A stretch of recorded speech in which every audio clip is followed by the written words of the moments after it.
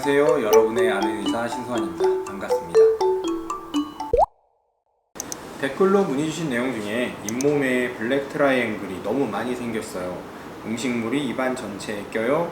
치적을 이식을 해야 하나요? 이렇게 문의를 주셨어요. 블랙 트라이앵글이라고 말씀을 하신 걸로 봐서는 이쪽에 대해서 좀 공부를 많이 하시고 지식이 많으신 분 같아요.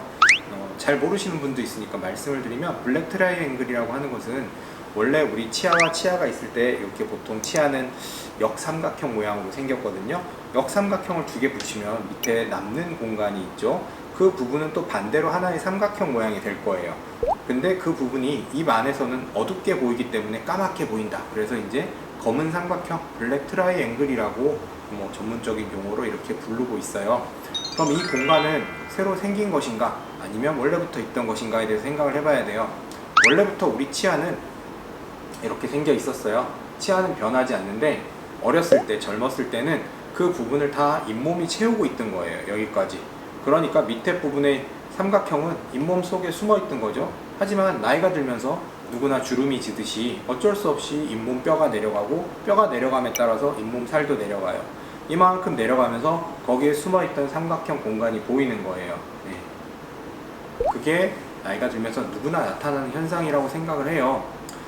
간혹 굉장히 급격하게 그게 발견되는 경우들이 있어요. 어떤 경우냐면, 치과에 별다른 내원을 하지 않으시고 스케일링도 오랫동안 받지 않고 난 잇몸이 건강해 이렇게 생각을 하고 계셨는데, 치과에 와서 스케일링을 하고 났더니 치아 사이에 구멍이 너무 많이 나고 그렇게 검은 부분이 많이 생겼다라고 생각하시는 경우들이 있어요. 이건 좀 오해인데요. 어떻게 보면 원래는 그렇게 공간이 있던 부분을 치석이 좀 메우고 있었고요. 그 다음에 잇몸이 불편하기 때문에, 잇몸이 안 좋았던 잇몸은 이렇게 부어올라요. 우리 모기 물리면 부어오르죠? 약간의 염증 반응 때문에 부어오르는 건데요. 이 치아 주변에 생기는 잇몸병도 우리가 치주염이라고 불러요. 염증이에요. 염증이 있으면 잇몸이 부풀어 올라요. 부풀어 올라서 그런 블랙 트라이앵글을 메우고 있어서 안 보였던 거예요. 근데 스케일링을 하고 나니까 치석도 사라지고 염증도 좀 가라앉으면서 그런 공간들이 생기는 거예요. 그럼 이 공간에 음식이 많이 끼게 되죠. 전엔 없던 공간인데 음식이 끼게 되니까 여러 번 불편하다고들 하세요. 하지만 사실 치아를 오래 쓰는 방법은 이 공간을 치간 칫솔을 통해서 다 깨끗이 닦아주고 그 옆면까지 깨끗하게 치태랑 치석이 생기지 않게 관리를 해주는 게 치아 자체를 오래 쓰는 방법이고요. 그 공간 보이는 게 싫어서 스케일링과 잇몸 치료 이런 거 안 하고 그냥 치과에 오지 않으신다. 그러면 몇 년은 갈 수 있지만 그 이후에는 결국 치아가 흔들리게 돼서 발치로 넘어가게 될 거예요. 어떤 게 옳은지는 개인의 판단이지만 결국에는 블랙 트라이앵글은 나이가 들면서 생길 수밖에 없는 부분이고, 그 부분은 인위적으로 치조골을 갖다 넣는다든지 잇몸 살을 갖다 붙인다든지 해서 해결되는 부분은 아니에요.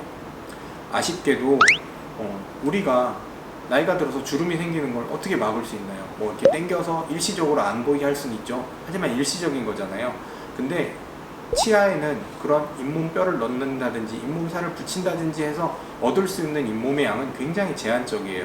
그래서 그런 부분이 너무 싫다라고 하면 사실 어쩔 수 없이 블랙 트라이앵글이 생긴 밑에 부분까지 보철적으로 치아를 수복해서 그 부분까지 조금 메워주는 그런 보철적인 치료, 즉 크라운 치료 같은 것들이 좀 필요하게 돼요. 아니면 밑에 부분을 좀 이렇게 레진 재료로 메워주는 치료, 이런 것들도 가능할 수 있고요. 공간의 형태에 따라 다르지만 그런 보철적인 치료가 필요하지, 잇몸살이나 치족을 이식을 통해서 블랙 트라이앵글을 없앨 수는 없을 것 같습니다.